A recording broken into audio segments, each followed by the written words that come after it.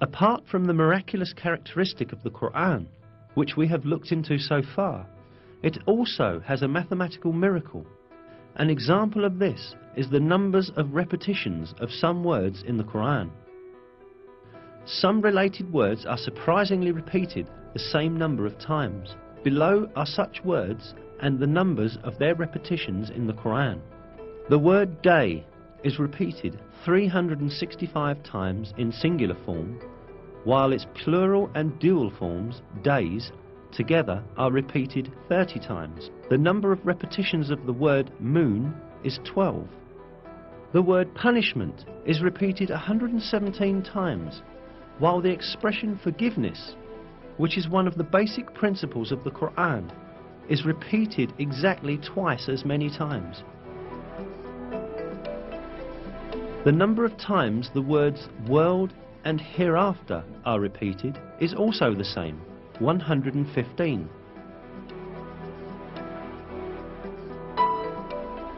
The statement of 7 heavens is repeated 7 times.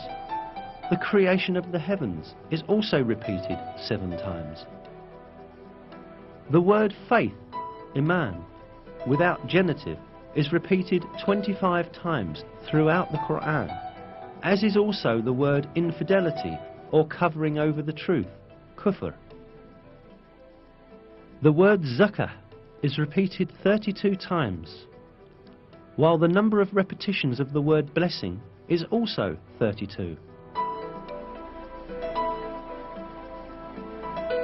The expression the truly virtuous is used 6 times, but libertine is used half as much, i.e. 3 times. Human being is used 65 times.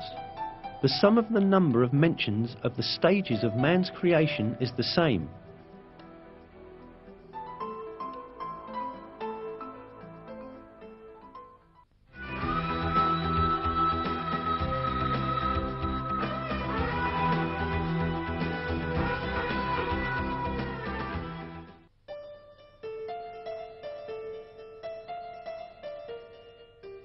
All that we have seen so far shows us an apparent fact. The Qur'an is such a book that all the news related in it has proved to be true, and facts that no one could ever have known at that time were announced in its verses. Certainly this provides clear evidence that the Qur'an is not the word of man. The Qur'an is the word of God, the originator of everything, and the Almighty, who encompasses everything with his knowledge. In a verse, God remarks on the Qur'an, if it had been from other than God, they would have found many inconsistencies in it.